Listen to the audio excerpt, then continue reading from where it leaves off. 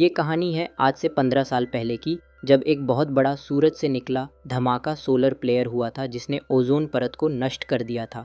इसके चलते धरती का संतुलन पूरी तरह से बिगड़ गया और सूरज की खतरनाक किरणों अल्ट्रावायोलेट रेज ने धरती का तापमान 66 डिग्री सेल्सियस तक पहुंचा दिया, जिससे ज़्यादातर इंसान, पेड़ पौधे और जानवर खत्म हो गए। अब हम एक आदमी को देखते हैं जो सुरक्षात्मक कपड़े पहनकर धूल भरी आंधी में शायद खाने की तलाश में घूम रहा है। तभी उसकी कलाई पर लगी मशीन उसे चेतावनी देती है कि यहाँ रेडिएशन बहुत ज़्यादा है। इसके बाद वह अपने डॉग जैसे दिखने वाले रोबोट के साथ एक बंद स्टोर में जाता है जहाँ उसे एक इंसान की लाश मिलती है, लेकिन वह उसे अनदेखा कर आगे बढ़ता है और देखता है कि स्टोर पहले ही लूटा जा चुका है। फिर भी उसे थोड़े से डॉग फूड के पैकेट मिल जाते हैं जिन्हें देखकर वह कहता है, लगता है आज कोई बहुत खुश होने वाला है। फिर वह स्टोर की दीवार पर एक निशान बनाता है जिससे पता चलता है कि वह यहाँ आ चुका है। इसके बाद वह अपना ट्रक लेकर शहर की ओर बढ़ता है और रास्ते में खड़ी गाड़ियों को टक्कर मारता हुआ मस्ती से आगे बढ़ता है। तभी उसकी डिवाइस फिर से बजने लगती है और सामने एक बहुत बड़ा धूल का तूफान उसकी तरफ तेज़ी से आता दिखता है, तो वह फौरन ट्रक मोड़ता है और अपने ठिकाने की ओर भागता है। आखिरकार वह समय रहते सुरक्षित पहुंच जाता है। ये आदमी है फिंच, जो पहले एक रोबोट बनाने वाली कंपनी में इंजीनियर था और अब उसी पुरानी फैक्ट्री में अपने डॉग और एक सहायक रोबोट के साथ रहता है। उसी कंपनी की फैक्ट्री में जहां वह पहले काम करता था, अब वह अपने डॉग को खाना देता है और फिर लैबोरेटरी में जाता है। वहां से वह कुछ ज़रूरी किताबें उठाकर उन्हें स्कैन करता है। दरअसल फिंच एक इंसान जैसे दिखने वाले रोबोट ह्यूमैनॉइड पर काम कर रहा है ताकि उसके मरने के बाद ये रोबोट उसके डॉग का ख्याल रख सके, क्योंकि फिंच एक गंभीर बीमारी से जूझ रहा है जो कभी भी उसकी जान ले सकती है। इसीलिए वह चाहता है कि रोबोट जल्द से जल्द तैयार हो जाए। फिर एक दिन फिंच को अपने काम में सफलता मिलती है और रोबोट बोल उठता है। ये देखकर फिंच बहुत खुश हो जाता है और अपने डॉग से कहता है, मुबारक हो, तुम्हें एक नया दोस्त मिल गया। इसके बाद फिंच रोबोट से कुछ ज़रूरी सवाल पूछता है। रोबोट बताता है कि उसके 4 नियम हैं। पहला ये है कि कोई भी रोबोट इंसान को नुकसान नहीं पहुंचा सकता और ना ही किसी वजह से इंसान को चोट लगने देगा। फिंच कहता है, ठीक है, अब मुझे चौथा नियम बताओ। रोबोट बताता है कि अगर फिंच वहाँ मौजूद नहीं होता तो वह डॉग की पूरी देखभाल करेगा और किसी भी हालत में डॉग को कुछ नहीं होने देगा। यह नियम सबसे ज़रूरी है। सवाल जवाब चल ही रहे होते हैं कि तभी अचानक बिजली चली जाती है। फिंच छत पर जाकर लाइट ठीक करता है, तभी देखता है कि एक बहुत बड़ा तूफान उनकी तरफ तेज़ी से बढ़ रहा है। वह नीचे आता है और रोबोट को मौसम की मशीन वेदर स्टेशन से जोड़ देता है और कहता है, मुझे मौसम की पूरी जानकारी दो। रोबोट बताता है कि तूफान अगले 24 घंटे में यहाँ पहुँच जाएगा और बहुत ही खतरनाक होगा। ये तूफान अगले 40 दिन तक चलेगा। ये सुनकर फिंच और ज़्यादा परेशान हो जाता है, क्योंकि अगर वे यहीं रुके तो शायद बच नहीं पाएंगे। इसलिए वह तय करता है कि अब यहाँ से निकलना पड़ेगा। फिर वह नक्शा ध्यान से देखता है और उसे लगता है कि पश्चिम की दिशा वेस्ट उनके लिए सबसे सही रहेंगी। वह अपने डॉग गुडियर से कहता है, हम सैन फ्रांसिस्को जाएंगे। अगर किस्मत साथ दी तो वहाँ शायद खाने और रहने की जगह मिल जाएगी। तभी फिंच की नाक से खून गिरने लगता है, जो इस बात का इशारा था कि अब उसे जल्दी करना होगा। फिर वह रोबोट को तैयार करता है, लेकिन तूफान के आने तक उसमें सिर्फ 75% जानकारी ही डाल पाता है। यानी रोबोट के पास अभी पूरा ज्ञान नहीं होता। इस वजह से उसे सीखने की ज़रूरत थी।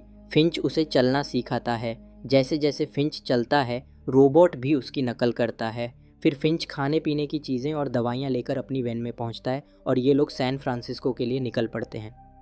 फिंच की एक खास तरह की बदली हुई मॉडिफाइड वन होती है जो बाहर की गर्मी और रेडिएशन से सुरक्षित रहती है। अब ये लोग सफ़र का मज़ा लेते हुए आगे बढ़ते हैं। रास्ते में रोबोट खाली शहरों को देखकर पूछता है, सब लोग कहाँ गए? फिंच जवाब देता है, ये लंबी कहानी है, फिर कभी बताऊंगा। फिर फिंच एक सुरक्षित जगह देखकर गाड़ी रोकता है और रोबोट से कहता है, चलो, तुम्हें बहुत कुछ सिखाना है। इसके बाद ये लोग खाने की तलाश में एक पुराने थिएटर के अंदर जाते हैं जहां उन्हें कुछ पॉपकॉर्न मिलते हैं।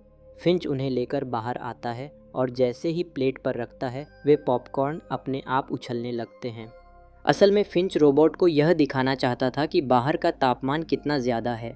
तभी ये लोग देखते हैं कि एक बहुत बड़ा तूफान उनकी तरफ बढ़ रहा है। फिंच फौरन वहाँ से निकल जाता है, लेकिन जल्दी ही उसे समझ आता है कि तूफान की रफ्तार बहुत ज़्यादा है और वे बचकर नहीं भाग पाएंगे। इसीलिए वह वैन को एक तरफ लगाता है और उसे बचाने के लिए चारों ओर कीले ठोंकर केबल से बांध देता है। रोबोट भी उसकी मदद करता है और तूफान आने से पहले वैन को पूरी मजबूती से बांध देते हैं। तूफान इतना तेज होता है कि सैंड हवा में उठने लगती है। कई रस्सियां टूट जाती हैं, लेकिन किस्मत से भी बच जाते हैं। तूफान थमने के बाद फिंच बाहर आता है और देखता है कि एट का एक टायर खराब हो चुका है। यह देखकर वह परेशान हो जाता है, क्योंकि उनके पास दूसरा टायर तो था, लेकिन उसे बदलने के लिए जैक नहीं था। तभी वह रोबोट फिंच की मदद कर देता है और अपने एक हाथ से ही ओवन को ऊपर उठा लेता है, जिससे फिंच आराम से गाड़ी का टायर बदल पाता है। अब रोबोट की मदद पाकर फिंच को बहुत अच्छा लगता है। वह कहता है, आज तुमने बहुत अच्छा काम किया, इसलिए मुझे लगता है कि तुम्हें एक नाम देना चाहिए। फिंच उसे जेफ नाम देता है। फिर ये लोग रात को वहीं रुक जाते हैं। फिंच अपना सूट ठीक करता है और जेफ को कुछ ज़रूरी बातें सिखाता है। अगली सुबह जैसे ही सूरज निकलता है, एट की छत पर लगे सोलर पैनल अपने आप खुल जाते हैं। तभी फिंच की नींद खुलती है और वह देखता है कि जेफ डॉग की नकल कर रहा है। फिंच कहता है, सुबह सुबह इतना शोर मत करो। जेफ कहता है, मुझे लगता है कि डॉग मुझे पसंद नहीं करता। फिंच जवाब देता है, ऐसा नहीं है, बस उसे तुम पर अभी भरोसा नहीं हुआ है। अब फिंच अपने अगले सफ़र के लिए निकल पड़ता है। काफ़ी दूर जाने के बाद अचानक उसकी तबीयत बिगड़ने लगती है। तभी जेफ ड्राइव करने की बात करता है। फिंच कहता है, नहीं, तुम अभी कल ही पैदा हुए हो। फिर फिंच वन को एक रेस्टोरेंट के सामने रोकता है और कहता है, मुझे थोड़ा आराम चाहिए, तुम यहीं रहकर एट का ध्यान रखना। फिर वह एट से उतरकर रेस्टोरेंट के अंदर चला जाता है, जहां उसे ज़ोर ज़ोर से खांसी आने लगती है और उसके मुंह से खून निकलने लगता है। जेफ की आवाज़ सुनकर डॉग भी उसके पास आ जाता है। अब एट में जेफ अकेला रह जाता है और तभी उसका तेज़ दिमाग कूदकर ड्राइविंग सीट पर बैठ जाता है और गाड़ी चलाने की कोशिश करता है। जब फिंच बाहर ओवन को चलते हुए देखता है तो वह दौड़ता हुआ बाहर आता है और देखता है कि जेफ ने ओवन को एक गाड़ी से टकरा दिया है, लेकिन क्योंकि फिंच यूवी सूट के बिना तेज़ धूप में बाहर नहीं जा सकता था, इसलिए वह वहीं खड़े होकर जेफ से बात करता है और कहता है, तुम अभी एट चलाने के लिए तैयार नहीं हो, इसलिए मेरा यूवी सूट मुझे ला दो ताकि मैं एट तक पहुंच सकूं। लेकिन जेफ उसकी बात को सही से नहीं समझ पाता और दोबारा से एट को चला देता है और फिर से टकरा देता है। यह देखकर फिंच को बहुत गुस्सा आता है। वह जेफ को पास बुलाता है और जैसे ही अपना हाथ धूप में बाहर निकालता है, उसकी त्वचा जलने लगती है। फिंच कहता है, माना कि तुम कल ही बने हो, लेकिन अब तुम्हारे बड़े होने का समय आ गया है। मैंने तुम्हें इसलिए बनाया है ताकि तुम इस डॉग का ध्यान रख सको, क्योंकि ये तुम्हारी तरह धूप में जिंदा नहीं रह सकता। अब फिंच अपना सफ़र आगे बढ़ाता है। तभी उसे महसूस होता है कि अब वक्त आ गया है जेफ को गाड़ी चलाना सिखाने का। वह उसे ड्राइविंग सिखाता है। जेब की सीखने की ताकत बहुत अच्छी होती है और वह थोड़े ही समय में ठीक से गाड़ी चलाना सीख जाता है। ये देखकर फिंच बहुत खुश होता है। फिर रात होते ही ये लोग एक जगह रुकते हैं और वहाँ आग जलाते हैं। फिंच वहीं बैठकर अपने पुराने दिनों को याद करता है। वह जेब से कहता है, देखो, आसमान कितना सुंदर लग रहा है। अब तुम्हें अरोरा रियलिस्ट देखने के लिए अलास्का जाने की ज़रूरत नहीं। तभी से सवाल करता है, अगर सूरज की रोशनी इतनी खतरनाक है तो हम रात में सफ़र क्यों नहीं करते। उसे समझाता है, रात में चलना भी खतरे से खाली नहीं है, क्योंकि कुछ लोग अभी भी जिंदा है। वे लोग दिन में छिपे रहते हैं और जैसे ही रात होती है बाहर आकर दूसरों पर हमला करते हैं। वे हमें मारकर हमारा खाना और सामान छीन सकते हैं, इसीलिए हम उन पर भरोसा नहीं कर सकते। बाहर बहुत ठंड थी, इसीलिए फिंच वन के अंदर सोने चला जाता है, जबकि जेफ अब भी बाहर आग के पास बैठा रहता है। फिर अगली सुबह एट से खांसने की आवाज़ आती है। जेफ अंदर जाकर देखता है कि फिंच उल्टियाँ कर रहा है और उसकी हालत बहुत ख़राब हो चुकी है। वो उसकी मदद करने की कोशिश करता है और एक गीला कपड़ा उसके माथे पर रखता है। हालांकि फिंच को डॉक्टर की ज़रूरत थी, लेकिन पास में कोई नहीं था, इसलिए एट चलाकर सफ़र आगे बढ़ाता है। थोड़ी देर बाद वे एक शहर में पहुंचते हैं जो पूरी तरह सुनसान पड़ा था।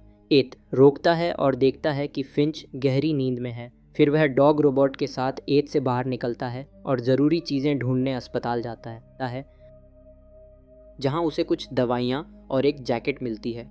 उधर जब फिंच की नींद खुलती है तो वह देखता है कि उसके दोनों रोबोट वहां नहीं हैं। वह जल्दी से अपना सूट पहनता है और उन्हें ढूंढने निकल पड़ता है। उधर छोटा रोबोट एक खिलौना देखता है और जैसे ही उसे उठाने जाता है वह एक छुपे जाल में फंस जाता है और उसके 2 टुकड़े हो जाते हैं। तभी फिंच बिल्डिंग के अंदर पहुंचता है और देखता है कि वो छोटा रोबोट अब नहीं रहा। वह उसे हमेशा के लिए बंद कर देता है। तभी उसे मिलता है जिसने बहुत सी दवाइयाँ इकट्ठा कर ली थी। फिंच कहता है तुम्हें यहाँ नहीं आना चाहिए था, ये जगह बहुत खतरनाक है। फिर वे दोनों जल्दी से बिल्डिंग से बाहर भागते हैं और 1 स्टार्ट करके वहाँ से निकल जाते हैं। उसी वक्त हमें एक दूसरी गाड़ी स्टार्ट होती दिखती है। शायद किसी ने इन्हें देख लिया था। फिंच अपनी सुरक्षा के लिए गढ़ निकालता है। अब चलते चलते रात हो जाती है। तभी वो साइड मिरर में देखता है कि एक कार उनका पीछा कर रही है। पीछा छुड़ाने के लिए फिंच 1 को हाईवे से नीचे उतार देता है। वह बहुत घबराया हुआ था। जल्दबाजी में जैसे ही वह 8 को एक पुल के नीचे से निकालता है तो 8 ऊंचाई की वजह से वहां फंस जाती है और उसके ऊपर लगे सोलर पैनल टूट जाते हैं। अब फिंच बहुत डर जाता है और उसके हाथ पैर कांपने लगते हैं। तभी जेफ 1 से नीचे उतरता है और धक्का मारकर 8 को पुल के नीचे छिपा देता है। अब जब पीछा कर रहे लोग पास आते हैं तो उन्हें 8 दिखाई नहीं देती और वे वहां से चले जाते हैं। इसके बाद फिंच नीचे उतरता है और टूटे हुए सोलर पैनल्स को देखकर बहुत उदास हो जाता है। वह जेफ से कहता है अब हम शायद कभी सैन फ्रांसिस्को नहीं पहुंच पाएंगे। जेफ कहता है तुम ऐसी हार मत मानो, मुझे तुम पर भरोसा है, हम ज़रूर गोल्डन गेट ब्रिज तक पहुंचेंगे। इसके बाद फिंच उसे एक कहानी सुनाता है। वह कहता है जब धरती पर सूरज की खतरनाक किरणें पड़ी थी तो जो लोग जिंदा बचे थे उन्होंने चारों तरफ लूटपाट शुरू कर दी थी। मैं भी खाने की तलाश में एक मॉल गया था, लेकिन वहाँ पहले ही सब कुछ लूटा जा चुका था। फिर भी किस्मत से मुझे वहाँ नूडल्स का एक पैकेट मिल गया। तभी वहाँ एक 9 साल की बच्ची अपनी माँ के साथ आई। उनके पास बहुत सारा खाना था, लेकिन उस बच्ची के हाथ में बंदूक थी। मैं डर के मारे छिप गया और उनके चले जाने का इंतज़ार करने लगा। तभी एक आदमी कार में वहाँ आता है। वह उनसे खाना छीनना चाहता है, लेकिन जब वे मना करते हैं तो वह आदमी उन्हें गोली मार देता है। दोनों की वही मौत हो जाती है। जब मैं उनके पास गया तो मुझे एक आवाज़ सुनाई दी। वह आवाज़ उस बच्ची के बैग से आ रही थी। जब मैंने बैग खोला तो उसमें एक छोटा सा पिल्ला था। भूख ने इंसानों को हैवान बना दिया था, लेकिन मैं एक डरपोक इंसान सिर्फ देखता रह गया। ये कहानी सुनकर चुप हो जाता है। सुबह होते ही वे लोग फिर से सफ़र शुरू करते हैं। रास्ते में जेफन पोस्ट कार्ड्स को पढ़ता है जो फिंच के पापा ने उसे भेजे थे। तभी अचानक एक तितली 8 की खिड़की से टकराती है। जब जेफ ये बात फिंच को बताता है तो फिंच बहुत हैरान हो जाता है। वह अपना एक हाथ 8 से बाहर निकालता है और देखता है कि वहाँ सूरज की तेज़ किरणें नहीं हैं। फिर वह 8 से बाहर आता है और इतना खुश हो जाता है जैसे उसे एक नई जिंदगी मिल गई हो। तभी एक और तितली उड़कर उसके हाथ पर बैठ जाती है। अब फिंच को यकीन हो जाता है कि यह जगह पूरी तरह सुरक्षित है, जहाँ कोई खतरनाक सूरज की किरणें नहीं हैं। अब फिंच अपने अच्छे कपड़े पहनकर तैयार होता है और खुले आसमान के नीचे टेंट लगाकर खाना खाता है और उस पल को एंजॉय करता है। तभी जेफ कहता है तुमने मुझसे झूठ बोला था कि गोल्डन गेट ब्रिज वाला कार्ड तुम्हारे अंकल ने भेजा था, जबकि उसके पीछे तो डेनर्ड लिखा है। फिंच जवाब देता है मेरे पापा आर्मी में थे, वो ऐसे ब्रिज बनाते थे, लेकिन मेरे जन्म से पहले ही वो हमें छोड़कर चले गए। हम कभी उनसे मिल नहीं पाए। फिर एक दिन जब मेरा 15वां जन्मदिन था, मुझे यह पोस्ट कार्ड मिला जिस पे लिखा था कि वो मुझसे गोल्डन गेट ब्रिज पर मिलेंगे। उन्हें इम्प्रेस करने के लिए ही मैंने ये सूट खरीदा था, लेकिन हम कभी मिल नहीं पाए। मैंने इतने सारे पोस्ट कार्ड इसलिए संभाल कर रखे हैं क्योंकि मैं दुनिया घूमना चाहता था और उस ब्रिज पर जाकर उसकी खूबसूरती को देखना चाहता था, लेकिन मैं वो कर नहीं सका। हम इंसान भी कितने अजीब होते हैं, जब समय होता है तो मौके को गंवा देते हैं। ये सुनकर जेफ कहता है कोई बात नहीं, हम अभी वहाँ चलेंगे और साथ में घूमेंगे। फिंच कहता है नहीं, अब मेरा वक्त आ गया है। तुम मुझसे वादा करो कि मेरे जाने के बाद तुम इस डॉग का अच्छे से ख्याल रखोगे।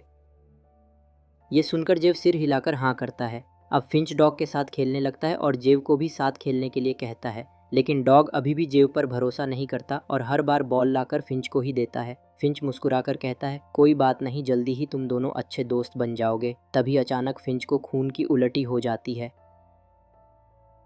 और उसकी तबीयत बहुत बिगड़ने लगती है। वह समझ जाता है कि अब उसका आखिरी वक्त आ गया है। वह जेव से हाथ मिलाता है और जेव भावुक होकर उसे गले लगा लेता है। फिंच के लिए ये पल बहुत भावुक होते हैं। वह ज़्यादा कुछ नहीं बोल पाता और फिर आराम करने के लिए एत के अंदर चला जाता है। फिंच अपने आखिरी पल अपने डॉग के साथ बिताना चाहता था। वो उसे प्यार से सहलाता है और धीरे धीरे इस दुनिया को अलविदा कह देता है। उधर बाहर रखा सामान समेट रहा होता है, तभी उसे डॉग के रोने की आवाज़ सुनाई देती है।